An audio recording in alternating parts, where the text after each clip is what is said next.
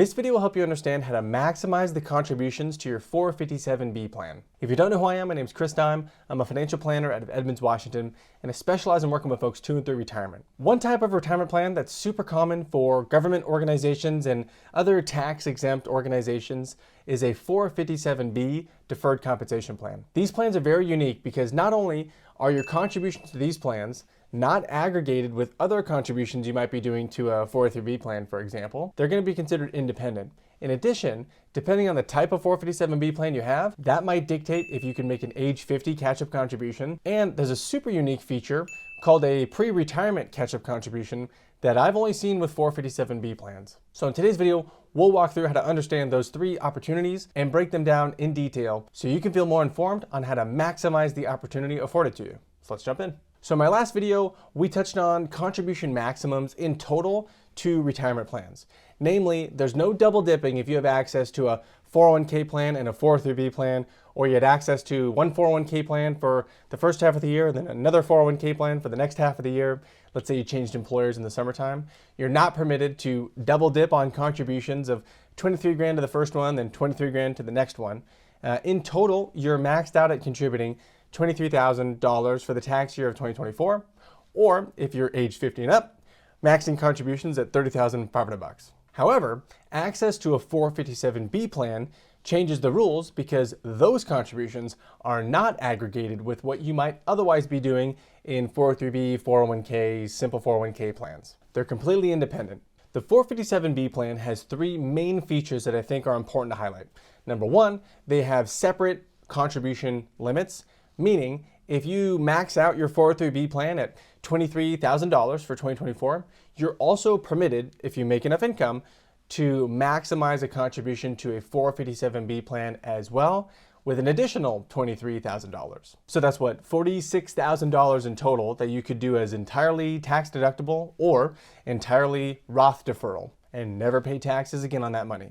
The second main feature I think is important to highlight is the age 50 potential catch-up contribution that you may or may not be permitted to make to your 457B plan. To keep it simple, 457B deferred compensation plans are broken up into 2 types: governmental 457B plans and non-governmental 457B plans. Governmental 457B plans are permitted to allow you to make age 50 and up catch-up contributions of an additional $7,500. So not only are you allowed to make 23 grand contributions to your 403B and $23,000 to your 457B plan, if you're 50 and up, you're permitted to make an additional $7,500 contribution to your 403B, and if it's a governmental 457B plan, an additional $7,500 contribution to your 457B plan. So that's $30,500 over at the 403B and $30,500 over at the 457B plan for a total maximum contribution of $61,000. Again, all pre-tax or all Roth, you decide. Or of course, a combination of the 2. Now, unfortunately, if you have access to a 457B plan for a non-governmental 457B plan, you are not permitted to make age 50 salary deferral catch-up contributions to the 457B plan. Now, that doesn't stop you from putting a age 50 $7,500 catch-up contribution to the 403B plan you might have access to. It just stops you from making that extra catch-up contribution in the 457B. Don't ask me why there's a distinction between the 2 as far as why one does or doesn't allow you to make the catch-up. I don't know the answer, but I just know that you're not permitted to make age 50 catch-up contributions to a 457B plan if it's a non-governmental 457B plan. So that would look like maxing out contributions at 23 grand to the 457B and then maxing contributions to the 403B at $30,500. Now that's still $53,500 in total that you're contributing to these retirement plans. Again, all pre-tax or all Roth or a combination of the 2. It's just not as good as I guess is possible if you had a governmental 457B. In addition, as sort of like a side note with 403B plans, you're also permitted in 403B plans to make a 15-year employee extra catch-up contribution of 3 grand a year. To keep it simple, if you've been employed at a company that offers a 403B for 15 years or longer, you're permitted to make a $3,000 additional annual catch-up contribution to that plan. And you are allowed to double up on those catch-up contributions if you're also 50 and up, which probably more likely would be the case if you've been working there for 15 years at least.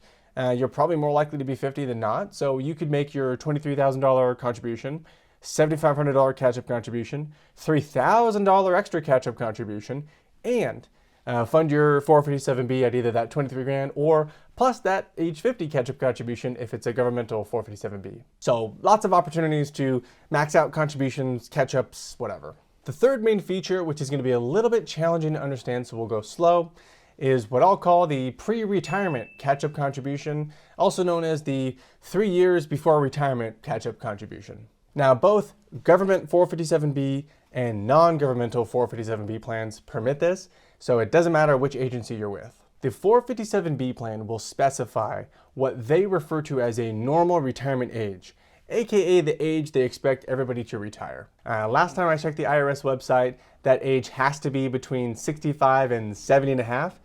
So somewhere in between there, most likely is what your plan document will say. To verify what the normal retirement age for your 457B plan is, you'd simply just ask HR or your third-party administrator for a copy of the summary plan description. And it's going to be like a 50-page document, so Control F is your friend, and you're looking for normal retirement age. And again, somewhere between 65 and 70 and a half. The rules say for this special type of pre-retirement catch-up contribution, in the 3 tax years preceding when you turn the age of that normal retirement age, you're allowed to make a special catch-up contribution. And that special catch-up contribution is limited at the lesser of either another $23,000 of catch-up contributions or the unused maximum salary deferral from previous tax years. And for those of you with governmental 457B plans, you're not allowed to factor in the missed catch-up contributions for age 50 and up. And for non-government 457B plans, you're not permitted to make age 50 catch-up contributions to a 457B plan. So it doesn't really matter for that calculation. But again, it's the lesser of those 2 calculations. So if you missed more than 23 grand of opportunity to max fund your 457B in previous years, if you add all of it together and it adds up to more than $23,000 for the tax year of 2024, then you are only permitted to make an additional $23,000 catch-up contribution to your 457B plan. So said another way, on top of your normal $23,000 catch-up contribution, you're permitted to make another $23,000 catch-up contribution, or whatever your unused amounts were from previous years if it's smaller than 23 grand. Now, I might have totally just butchered that explanation, so let's walk through an example to try to illustrate things. Again, whether it's a governmental or non-governmental plan, it doesn't matter. But let's say the plan documents say normal retirement age is age 65, and you're gonna turn 65 in the tax year of 2025, so next year as of the time of this video. So that means here in 2024, you are 63 or 64, but to keep it simple, let's just say you're 64, last year you were 63, and the year before that you were 62. Now, for the 3 years leading up to when you were going to turn 65, you could do this special catch-up contribution. But let's just say you're 64 today and you just learned about all this kind of stuff. And let's say in past years you didn't max your 457B plan. You put in 20,000 bucks in 2023, in 2022, 2021, etc. in the past. You just didn't max out the plan. But in this year, let's say you've already maxed it out at $23,000. Well, this special catch-up contribution would allow you to either make a $23,000 additional catch-up contribution, or if the unused maximums from previous years, since for example you only put in 20 grand, if that all adds up to $21,000, well then that is the maximum you're allowed to use as this special catch-up contribution on top of your normal $23,000 457B contribution. You're not allowed just to double the contribution. You have to go with the lesser of those 2. So let's say you've only been working at this company for 2 years, namely last year and this year. And in this year, you made that $23,000 contribution, but last year you only put in $20,000. I think 2023's numbers were $22,500.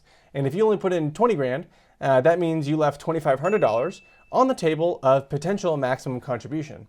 Well, $2,500 is obviously a smaller amount than another 23 grand. So $2,500 is the maximum special catch-up contribution you're allowed to deposit into the 457B plan for this tax year 2024. If, however, you've been with the company for a super long time and your missed opportunities adds all the way up to $100,000, you're only permitted to specially catch up an additional 23 grand because that's twice the 2024 maximum limit. Now, of course, if you've maxed out the 457B plan at 23 grand this year and then $22,500 in 2023, and then whatever the previous year's numbers were. If you've maxed out the plan every year, well then this special catch-up contribution doesn't apply to you. As hinted at previously, you are permitted to make Roth 457B contributions, catch-up contributions, etc. And you're also permitted to do in-plan Roth conversions. So if let's say this year is a particularly low income year compared to where you think retirement income will be or where previous income was in previous calendar years, well, that could make a lot of sense to look into doing a Roth conversion this year.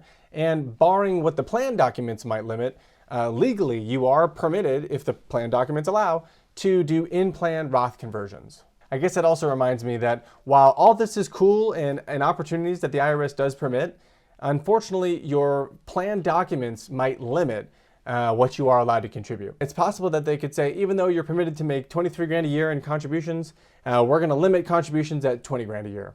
It's totally possible it could happen. I've never seen it, but it is legal that a plan might limit your contributions. They just can't go the other way and say, we permit you to make $50,000 in contributions every year. That's not permitted. Now, in Section 603 of the Secure Act 2.0, it did mandate that, I think starting in 2024, for those who are looking to do age 50 catch-up contributions, they would have to do those as Roth contributions. Now, that mandate got pushed a little bit to the right, so I'm not sure if that's going to be effective in 2025 or moving forward, more to follow. But something to watch out for is that for governmental 457B plans that do permit you to make age 50 catch-up contributions, if you make over 145 grand plus a few thousand for inflation every year, you will be mandated, hypothetically in the future, to contribute those as Roth contributions. Now, this provision doesn't affect non-governmental 457B plans, and that's because non-governmental 457B plans don't permit age 50 catch-up contributions anyways.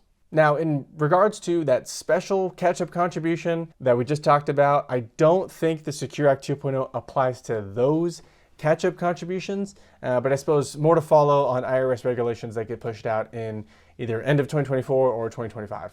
Okay, so some calls to action. I would say if you have access to a 457B plan, first figure out, and it should be intuitive with regard to who signs your checks, find out if you're a governmental 457B plan or a non-governmental 457B plan, and then make sure you understand what your opportunities are with this plan.